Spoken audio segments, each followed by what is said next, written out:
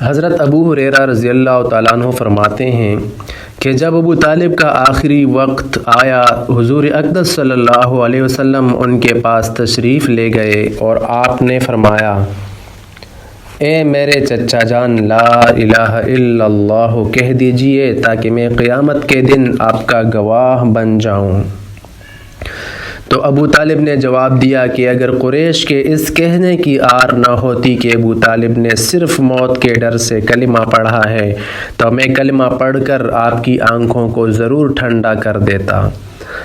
اور میں یہ کلمہ صرف اس لیے پڑھتا تاکہ آپ کی آنکھیں ٹھنڈی ہو جائیں۔ اس پر اللہ تعالیٰ نے یہ آیت نازل فرمائی، اِنَّكَ لَا تَهْدِي مَنْ أَحْبَبْتَ وَلَكِنَّ اللَّهَ يَهْدِي مَن يَشَاءُ وَهُوَ أَعْلَمُ بِالْمُهْتَدِينَ، جس کا ترجمہ یہ ہے، آپ جس کو چاہیں ہدایت نہیں کر سکتے، بلکہ اللہ جس کو چاہے ہدایت کر دیتا ہے، اور ہدایت پانے والوں کا علم بھی اسی کو ہے۔ حضرت عقیل بن ابی طالب رضی اللہ عنہ فرماتے ہیں کہ قریش ابو طالب کے پاس آئے۔ پوری حدیث آگے سختیاں برداشت کرنے کے باب میں انشاءاللہ آئے گی، لیکن اس کا کچھ حصہ یہ ہے کہ ابو طالب نے حضور صلی اللہ علیہ وسلم سے کہا، اے میرے بھتیجے، اللہ کی قسم، جیسے کہ تمہیں خود بھی معلوم ہے میں ہمیشہ تمہاری بات مانتا رہا ہوں، لہٰذا اب تم بھی میری تھوڑی سی بات مان لو، اور وہ یہ ہے کہ تمہاری قوم کے لوگ میرے پاس آ کر یہ کہہ رہے ہیں کہ تم کعبہ میں ان کی مجلسوں میں جا کر ان کو وہ باتیں سناتے ہو جن سے ان کو تکلیف ہوتی ہے، لہٰذا اگر تم مناسب سمجھو تو ایسا کرنا چھوڑ دو۔ آپ نے اپنی نگاہ آسمان کی طرف اٹھا کر فرمایا، جس کام کو دے کر مجھے مبعوث کیا گیا ہے اس کو چھوڑنے کی میں بالکل قدرت نہیں رکھتا ہوں، جیسے کہ تم میں سے کوئی سورج میں سے آگ کا شعلہ لانے کی قدرت نہیں رکھتا ہے۔ بہقی میں یہ روایت اس طرح سے ہے کہ ابو طالب نے حضور صلی اللہ علیہ وسلم سے کہا کہ اے میرے بھتیجے، تمہاری قوم کے لوگوں نے میرے پاس آ کر یوں کہا، اب تم میری جان پر اور اپنی جان پر ترس کھاؤ اور مجھ پر وہ بوجھ نہ ڈالو کہ جس کو نہ میں اٹھا سکوں اور نہ تم، لہٰذا تم ان لوگوں کو وہ باتیں کہنی چھوڑ دو جو ان کو پسند نہیں ہیں۔ یہ سن کر آپ کو یہ گمان ہوا کہ آپ کے بارے میں چچا کے خیالات میں تبدیلی آ چکی ہے اور وہ آپ کا ساتھ چھوڑ کر آپ کو قوم کے حوالے کر دیں گے، اور اب ان میں آپ کا ساتھ دینے کی ہمت نہیں رہی۔ اس پر آپ صلی اللہ علیہ وسلم نے فرمایا،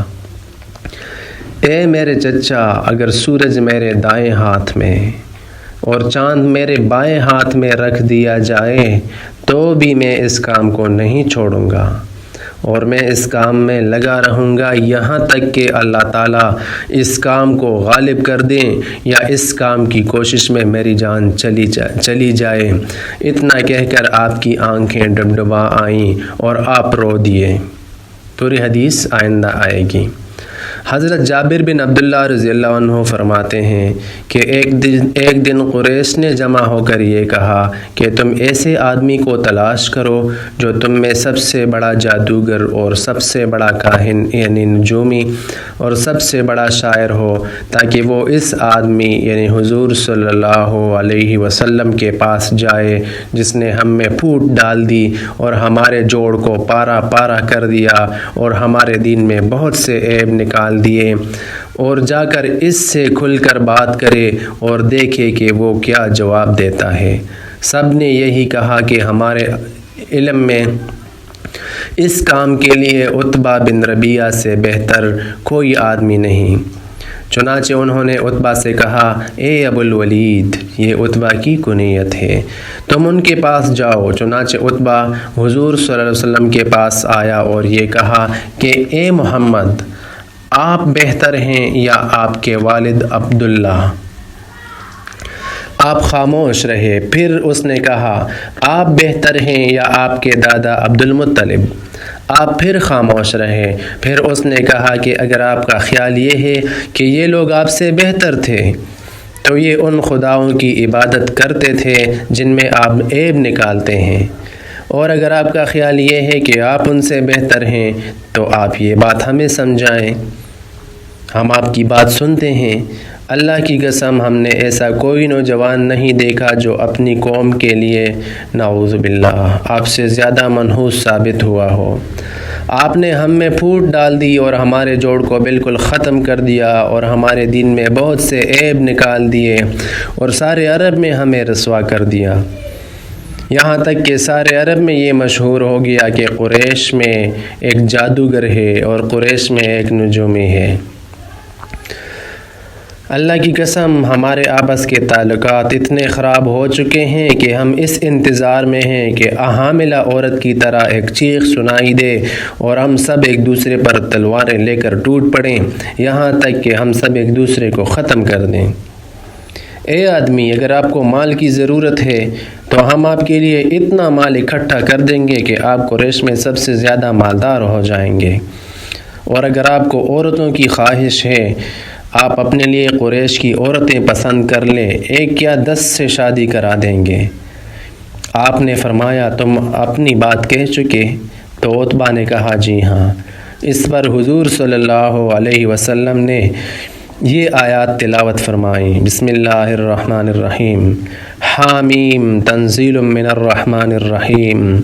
کتاب فصلت آیاتہ قرآنا عربیا لقوم یعلمون سے لے کر فإن أعرضوا فقل انذرتکم صاعقة مثل صاعقة عاد وثمود، حامیم سجدہ آیت نمبر 1 سے 13 تک۔ آخری آیت کا ترجمہ یہ ہے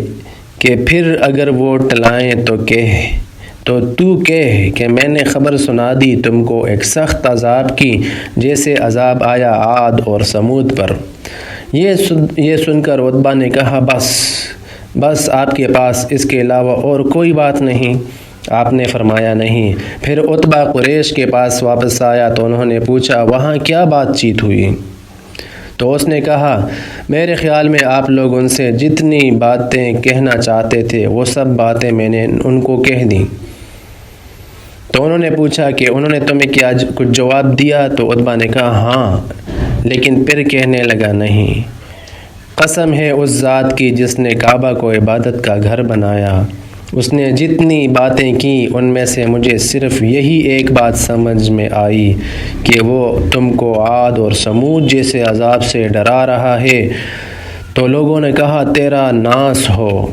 یعنی عجیب بات ہے کہ وہ آدمی تم سے عربی زبان میں بات کرتا ہے اور تمہیں سمجھ میں نہیں آتا ہے کہ وہ کیا کہہ رہا ہے۔ تو عتبہ نے کہا میں کیا کروں؟ اس نے جتنی باتیں کہیں ان میں سے عذاب والی بات کے علاوہ اور کوئی بات سمجھ میں نہیں آئی۔ بہقی وغیرہ نے حاکم سے اس روایت کو نقل کیا ہے جس میں یہ مضمون مزید ہے کہ عتبہ نے یہ بھی کہا کہ اگر آپ سردار بننا چاہتے ہیں تو ہم اپنے سارے جھنڈے آپ کے سامنے گاڑ دیں گے۔ اس زمانے کا دستور تھا کہ جھنڈا سردار کے گھر گاڑا جاتا تھا اور پوری زندگی آپ ہمارے سردار رہیں گے۔ اور اس روایت میں یہ بھی ہے کہ جب آپ نے یہ آیت تلاوت فرمائی فَإِنْ أَعْرَضُوا فَقُلْ أَنذَرْتُكُمْ صَاعِقَةً مِثْلَ صَاعِقَةِ عَادٍ وَثَمُودَ، تو عتبہ نے آپ کے منہ پر ہاتھ رکھ دیا اور رشتہ داری کا واسطہ دے کر کہا کہ آپ مزید قرآن پڑھنا بس کر دیں۔ اس کے بعد عتبہ گھر جا کر بیٹھا رہا اور قریش کے پاس نہ گیا۔ تو ابو جہل نے کہا اللہ کی قسم اے قریش، ہمیں تو یہی نظر آ رہا ہے کہ عتبہ محمد کی طرف مائل ہو گیا ہے اور اسے محمد کا کھانا پسند آ گیا، اور یہ اس نے اس وجہ سے کیا ہے کہ وہ غریب ہو گیا ہے۔ چلو ہم اس کے پاس چلتے ہیں۔ چنانچہ سب عتبہ کے پاس پہنچے تو ابو جہل نے کہا او عتبہ، اللہ کی قسم ہم تمہارے پاس اس وجہ سے آئے ہیں کہ تم محمد کی طرف مائل ہو گئے ہو اور تمہیں ان کی بات پسند آ گئی ہے۔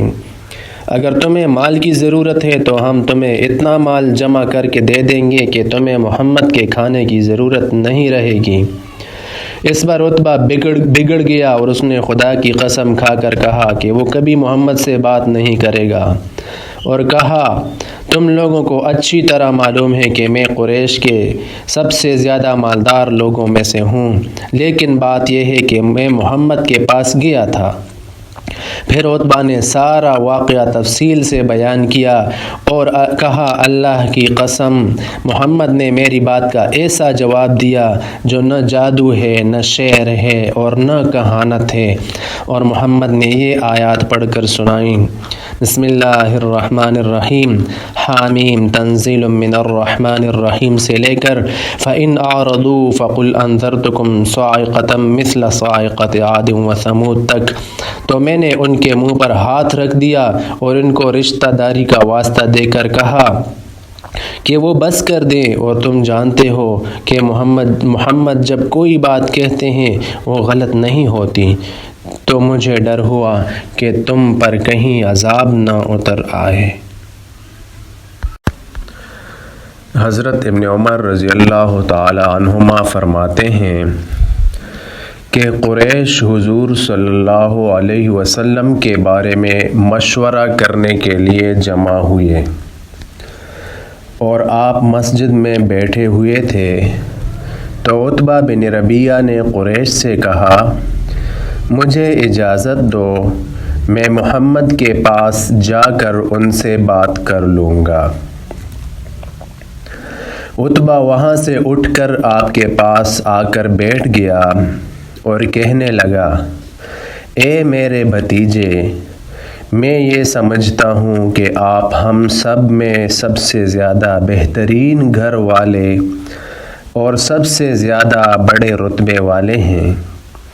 لیکن آپ نے اپنی قوم کو ایسی مصیبت میں مبتلا کر دیا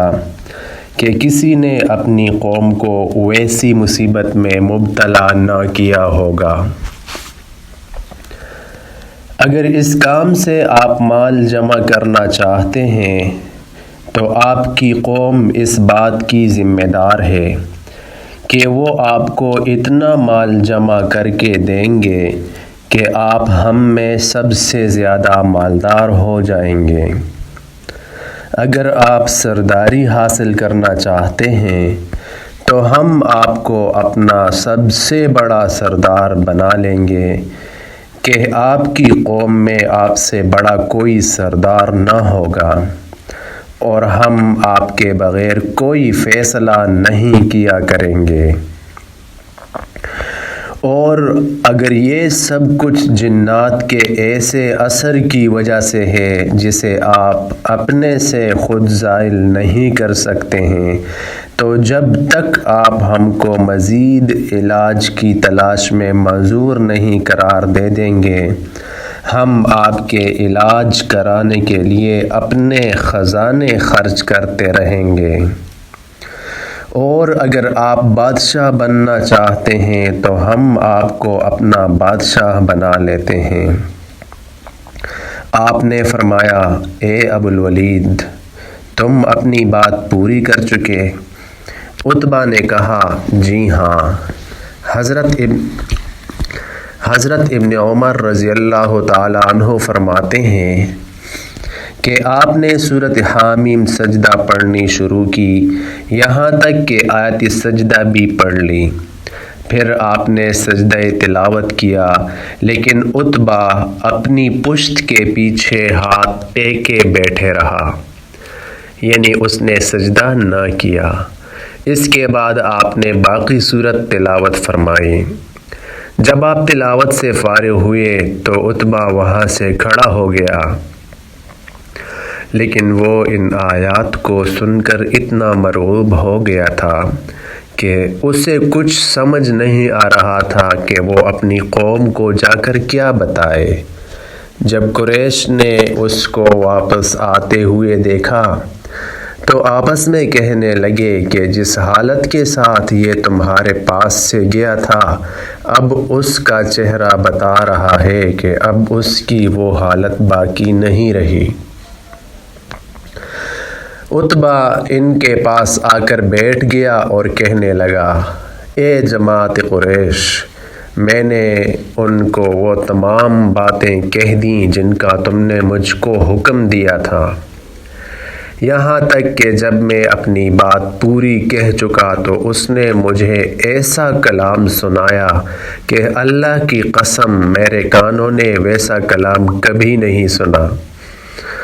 اور مجھے کچھ سمجھ نہیں آ رہا تھا کہ اسے کیا جواب دوں۔ اے قریش، آج تم میری مان لو، آئندہ چاہے نہ ماننا۔ اس آدمی کو اپنے حال پر چھوڑ دو اور اس سے الگ تھلگ رہو، کیونکہ اللہ کی قسم وہ جس کام پر لگے ہوئے ہیں وہ اسے چھوڑنے والے نہیں ہیں۔ باقی عربوں میں اسے کام کرنے دو، کیونکہ اگر وہ ان عربوں پر غالب آ گئے تو ان کی برتری تمہاری برتری ہوگی اور ان کی عزت تمہاری عزت ہوگی، اور اگر وہ عرب ان پر غالب آ گئے تو تمہارے بیچ میں آئے بغیر دوسروں کے ذریعہ سے تمہارا مقصد حاصل ہو جائے گا۔ اس پر قریش نے کہا کہ ایسا معلوم ہوتا ہے اے ابو الولید کہ تم بھی بے دین ہو گئے ہو۔ حضرت مسور بن مخرمہ اور حضرت مروان کہتے ہیں کہ حضور صلی اللہ علیہ وسلم یعنی عمرہ کے ارادہ سے مدینہ سے صلح حدیبیہ کے موقع پر چلے۔ اس کے بعد بخاری نے پوری حدیث ذکر کی ہے، جیسے کہ لوگوں کی ہدایت کا ذریعہ بننے والے اخلاق کے باب میں آئے گی۔ اس حدیث میں یہ مضمون بھی ہے کہ حضور صلی اللہ علیہ وسلم اور صحابہ کرام رضی اللہ عنہم وادی حدیبیہ میں ٹھہرے ہوئے تھے کہ اتنے میں بدیل بن ورقہ اپنی قوم خزاعہ کی ایک جماعت کو لے کر آئے، اور یہ لوگ اہل تہامہ میں سے آپ کے سب سے زیادہ خیرخواہ تھے۔ انہوں نے کہا کہ میں کعب بن لوی اور عامر بن لوی کے پاس سے آ رہا ہوں۔ انہوں نے حدیبیہ کے چشموں پر پڑاؤ ڈالا ہوا ہے اور وہ لڑنے کے لیے پوری طرح تیار ہو کر سامان لے کر آئے ہیں، حتیٰ کہ ان کے ساتھ نئی بیاہی اور پرانی بیاہی اونٹنیاں بھی ہیں، اور وہ آپ سے لڑنا چاہتے ہیں اور آپ کو بیت اللہ سے روکیں گے۔ تو آپ نے فرمایا، ہم کسی سے لڑنے کے لیے نہیں آئے، بلکہ ہم تو عمرہ کرنے آئے ہیں۔ ہم بہت حیران ہیں کہ وہ لڑائی کے لیے تیار ہو کر آ گئے ہیں، حالانکہ لڑائیوں نے تو قریش کو بہت تھکا دیا ہے اور ان کو بہت نقصان پہنچایا ہے۔ اگر وہ چاہیں تو میں ان سے ایک عرصہ تک کے لیے صلح کرنے کو تیار ہوں۔ اس عرصہ میں وہ میرے اور لوگوں کے درمیان کوئی مداخلت نہیں کریں گے، اور میں اس عرصہ میں دوسرے لوگوں کو دعوت دیتا رہوں گا۔ اگر دعوت دے کر میں لوگوں پر غالب آ گیا اور لوگ میرے دین میں داخل ہو گئے تو پھر قریش کی مرضی ہے، اگر وہ چاہیں تو وہ بھی اس دین میں داخل ہو جائیں جس میں دوسرے لوگ داخل ہوئے ہوں گے، اور اگر میں غالب نہ آیا اور دوسرے لوگوں نے غالب آ کر مجھے ختم کر دیا تو پھر یہ لوگ آرام سے رہیں گے، اور اگر وہ اس دین میں داخل ہونے سے انکار کر دیں تو اس ذات کی قسم جس کے قبضے میں میری جان ہے، میں ان سے اس دین کے لیے ضرور لڑوں گا یہاں تک کہ میری گردن میرے جسم سے الگ ہو جائے، مجھے مار دیا جائے، اور اللہ کا دین ضرور چل کر رہے گا۔ طبرانی میں ان دونوں حضرات حضرت مسور اور حضرت مروان سے یہی حدیث منقول ہے، جس کے آخر میں یہ مضمون ہے کہ آپ نے فرمایا، قریش کی حالت پر بڑا افسوس ہے کہ لڑائی ان کو کھا گئی ہے، لڑائی نے ان کو بہت کمزور کر دیا ہے اور وہ پھر لڑنے کے لیے تیار ہو گئے ہیں۔ اس بات میں ان کا کیا نقصان ہے کہ وہ مجھے دوسرے عربوں میں دعوت کا کام کرنے دیں اور بیچ میں مداخلت نہ کریں۔ اگر دوسرے عربوں نے غالب آ کر مجھے ختم کر دیا تو قریش کی دلی منشا پوری ہو جائے گی، اور اگر اللہ نے مجھے عربوں پر غالب کر دیا تو وہ قریش بھی سارے کے سارے اسلام میں داخل ہو جائیں، اور اگر قریش اسلام میں داخلہ قبول نہ کریں تو مجھ سے لڑ لیں، اور اس وقت ان کے پاس قوت بھی ہوگی۔ قریش کیا سمجھتے ہیں؟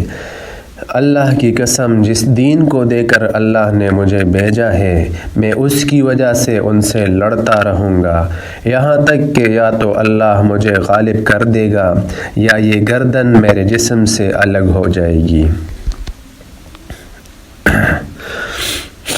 حضرت سہل بن سعد رضی اللہ تعالیٰ عنہ فرماتے ہیں کہ حضور صلی اللہ علیہ وسلم نے غزوہ خیبر کے دن فرمایا کہ کل میں یہ جھنڈا ایسے شخص کو دوں گا جس کے ہاتھوں اللہ تعالیٰ خیبر فتح فرمائیں گے،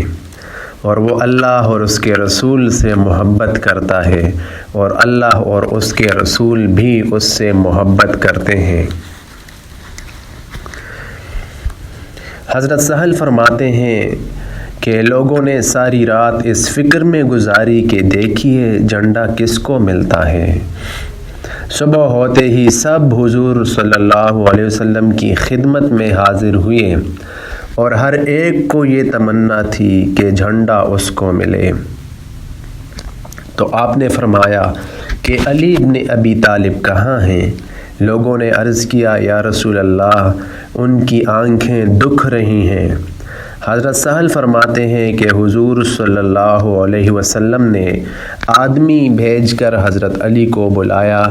وہ آئے تو ان کی آنکھوں پر حضور صلی اللہ علیہ وسلم نے دم فرمایا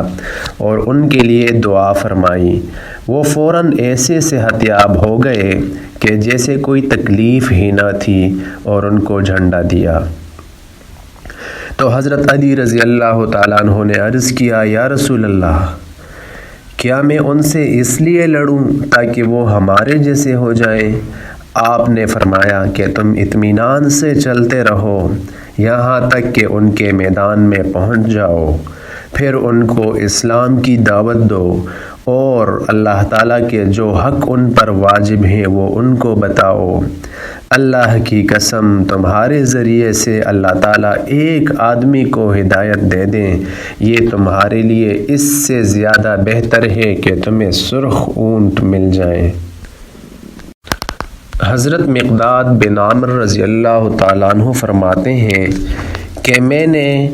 حکم بن کیسان کو گرفتار کیا تو ہمارے امیر صاحب نے ان کی گردن اڑانے کا ارادہ کیا، تو میں نے کہا آپ اسے رہنے دیں، ہم اسے حضور صلی اللہ علیہ وسلم کی خدمت میں لے کر جائیں گے۔ چنانچہ ہم انہیں حضور صلی اللہ علیہ وسلم کی خدمت میں لے کر آئے۔ حضور صلی اللہ علیہ وسلم نے ان کو اسلام کی دعوت دینے لگے، اور بہت دیر تک دعوت دیتے رہے۔ جب زیادہ دیر ہو گئی تو حضرت عمر نے عرض کیا کہ یا رسول اللہ، آپ اس سے کس امید پر بات کر رہے ہیں؟ اللہ کی قسم، یہ کبھی بھی مسلمان نہیں ہوگا۔ آپ مجھے اجازت دیں کہ میں اس کی گردن اڑا دوں تاکہ یہ جہنم رسید ہو جائے۔ لیکن حضور صلی اللہ علیہ وسلم نے حضرت عمر کی بات کی طرف کوئی توجہ نہ فرمائی، اور اسے مسلسل دعوت دیتے رہے یہاں تک کہ حکم مسلمان ہو گئے۔ حضرت عمر رضی اللہ عنہ فرماتے ہیں کہ جو ہی میں نے ان کو مسلمان ہوتے ہوئے دیکھا تو اگلے پچھلے تمام خیالات نے مجھے گھیر لیا، اور میں نے اپنے دل میں کہا کہ جس بات کو حضور صلی اللہ علیہ وسلم مجھ سے زیادہ جانتے ہیں، میں اس بات میں کیسے جسارت کر بیٹھتا ہوں۔ پھر میں نے سوچا کہ میں نے اللہ اور رسول صلی اللہ علیہ وسلم کی خیر خواہی میں بات کی تھی۔ حضرت عمر رضی اللہ عنہ فرماتے ہیں کہ حضرت حکم مسلمان ہوئے اور بہت اچھے مسلمان بنے اور اللہ کے راستے میں جہاد کرتے رہے یہاں تک کہ بیر معونہ کے موقع پر شہادت کا مرتبہ پایا، اور حضور صلی اللہ علیہ وسلم ان سے راضی تھے اور وہ جنت میں داخل ہوئے۔ حضرت زہری کی روایت میں اس طرح سے ہے کہ حضرت حکم نے پوچھا کہ اسلام کیا ہے؟ آپ نے فرمایا کہ تم ایک اللہ کی عبادت کرو جس کا کوئی شریک نہیں ہے، اور اس بات کی گواہی دو کہ محمد صلی اللہ علیہ وسلم اللہ کے بندے اور رسول ہیں۔ اس پر حضرت حکم نے کہا کہ میں نے اسلام کو قبول کر لیا۔ اس پر حضور صلی اللہ علیہ وسلم نے اپنے صحابہ رضی اللہ عنہم کی طرف متوجہ ہو کر فرمایا کہ اگر میں اس کے بارے میں ابھی تمہاری بات مان کر اسے قتل کر دیتا تو یہ دوزخ میں چلا جاتا۔ حضرت ابن عباس رضی اللہ تعالیٰ عنہ فرماتے ہیں کہ حضور اقدس صلی اللہ علیہ وسلم نے حضرت حمزہ رضی اللہ عنہ کے قاتل وحشی بن حرب کے پاس اسلام کی دعوت دینے کے لیے آدمی بھیجا۔ حضرت وحشی نے جواب میں یہ پیغام بھیجا کہ آپ مجھے کیسے اسلام کی دعوت دے رہے ہیں، حالانکہ آپ خود یہ کہتے ہیں کہ قاتل اور مشرک اور زانی دوزخ میں جائیں گے،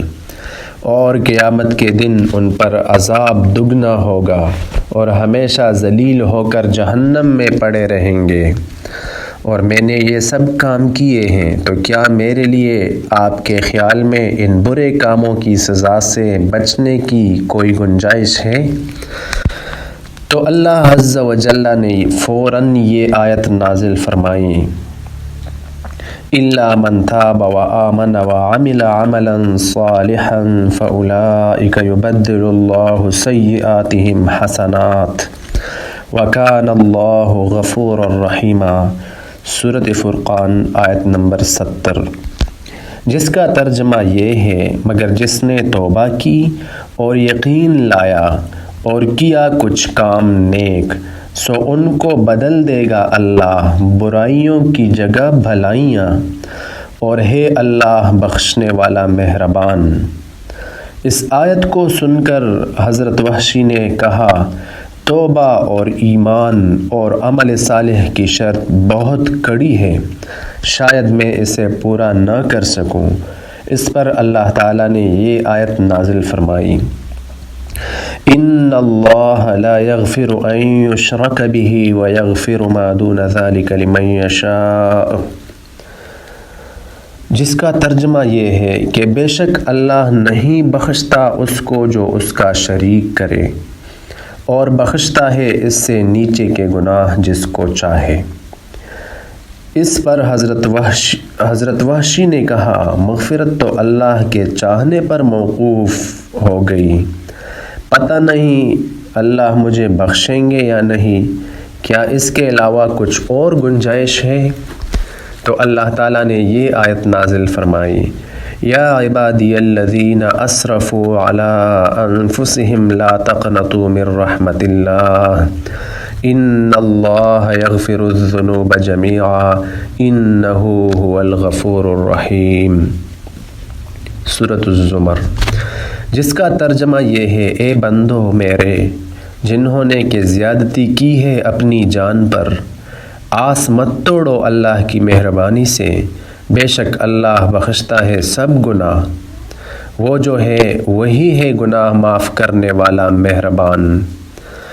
اس پر حضرت وحشی نے فرمایا کہ ہاں یہ ٹھیک ہے، اور وہ مسلمان ہو گئے۔ اس پر لوگوں نے عرض کیا، یا رسول اللہ، ہم نے بھی وہی گناہ کیے ہیں جو حضرت وحشی نے کیے تھے، تو یہ آیت ہمارے لیے بھی ہے؟ آپ نے فرمایا، ہاں یہ تمام مسلمانوں کے لیے ہے۔ حضرت ابن عباس رضی اللہ تعالیٰ عنہ فرماتے ہیں، کچھ مشرک لوگوں نے خوب قتل کیا تھا اور خوب زنا کیا تھا، وہ لوگ حضور اقدس صلی اللہ علیہ وسلم کی خدمت میں حاضر ہو کر کہنے لگے، آپ جو بات کہتے ہیں اور جس کی آپ دعوت دیتے ہیں وہ بہت اچھی ہے۔ آپ ہمیں بتائیں کہ ہم نے جو گناہ کیے ہیں کیا ان کا کوئی کفارہ ہو سکتا ہے؟ اس پر یہ آیتیں نازل ہوئیں، وَالَّذِينَ لَا يَدْعُونَ مَعَ اللَّهِ إِلَٰهًا آخَرَ وَلَا يَقْتُلُونَ النَّفْسَ الَّتِي حَرَّمَ اللَّهُ إِلَّا بِالْحَقِّ وَلَا يَزْنُونَ، اور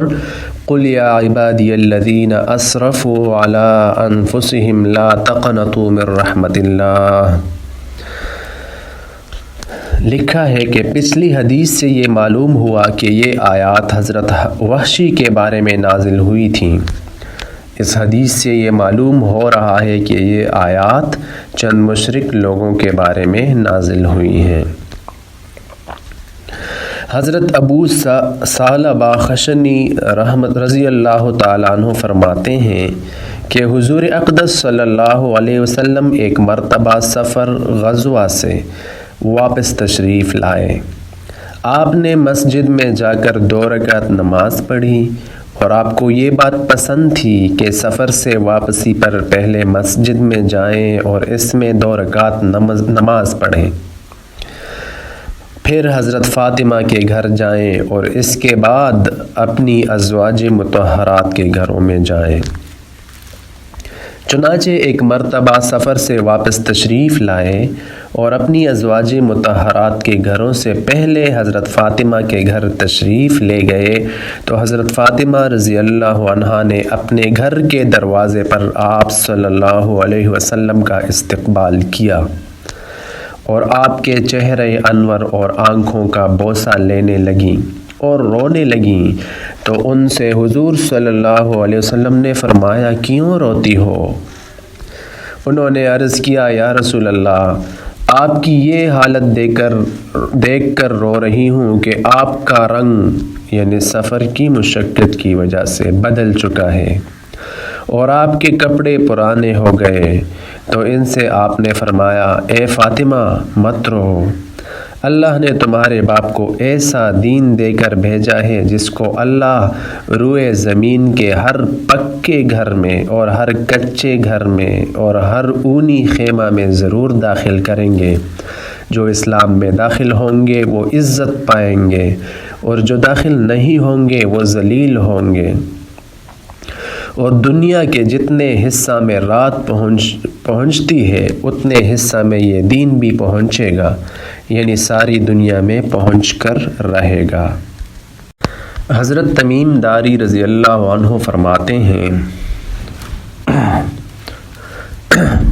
کہ میں نے حضور اقدس صلی اللہ علیہ وسلم کو یہ فرماتے ہوئے سنا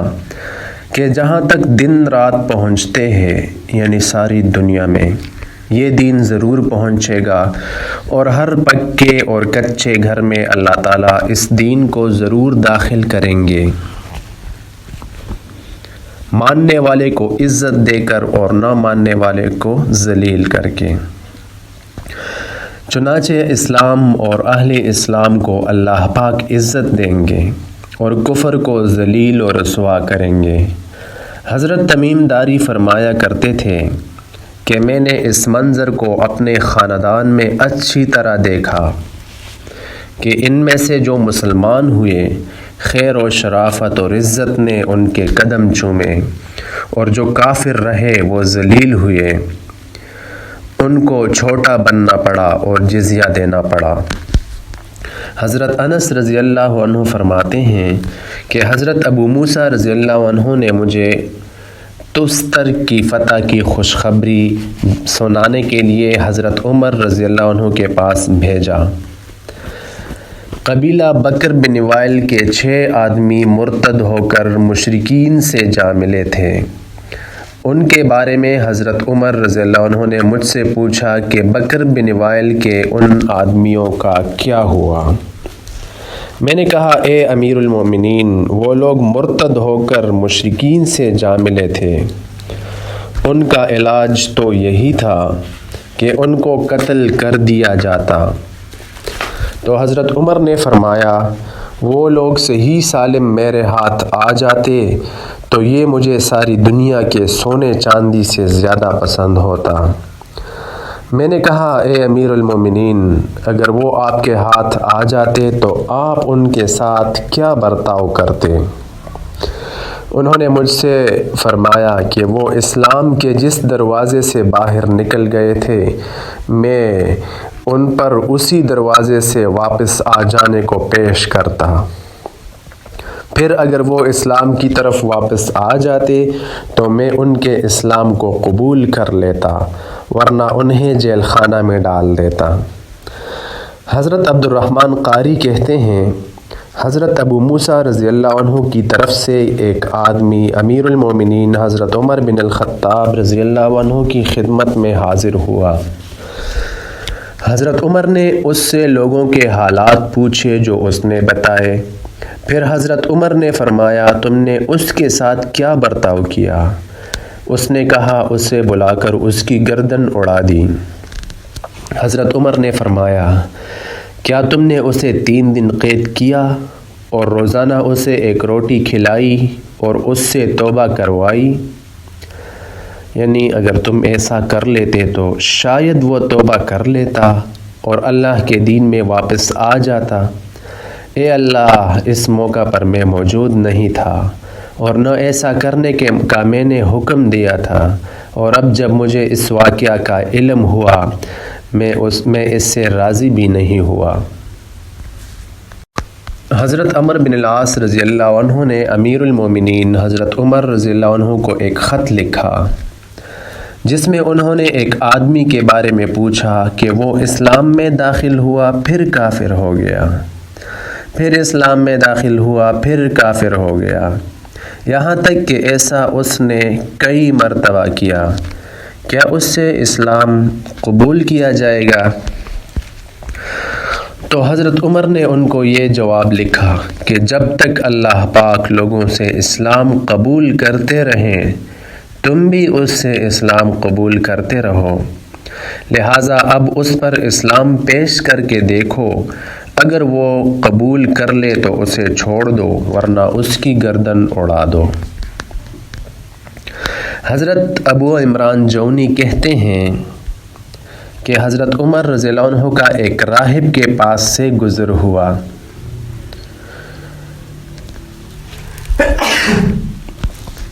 آپ وہاں کھڑے ہو گئے، لوگوں نے راہب کو پکار کر کہا، یہ امیر المومنین ہیں۔ اس نے جھانک کر دیکھا تو اس پر تکالیف اٹھانے اور مجاہدہ کرنے اور ترک دنیا کے آثار نمایاں تھے، یعنی مجاہدوں کی کثرت کی وجہ سے بہت خستہ حال اور کمزور ہو رہا تھا۔ اسے دیکھ کر حضرت عمر رضی اللہ عنہ رو دیے تو ان سے کسی نے کہا، آپ مت روئیں، یہ تو نصرانی ہے، یعنی مسلمان نہیں ہے۔ تو حضرت عمر رضی اللہ عنہ نے فرمایا، یہ مجھے معلوم ہے، لیکن مجھے اس پر ترس آ رہا ہے، اور اللہ تعالیٰ کا ارشاد ہے، عاملۃ ناصبۃ تصلی نارا حامیہ،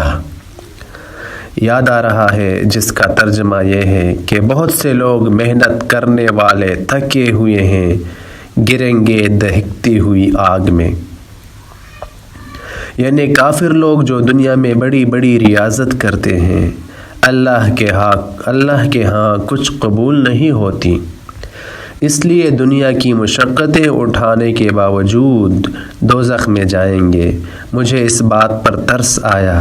کہ دنیا میں تھکا دینے والی محنت کر رہا ہے اور اتنے مجاہدے برداشت کر رہا ہے، لیکن مر کر پھر بھی دوزخ میں جائے گا۔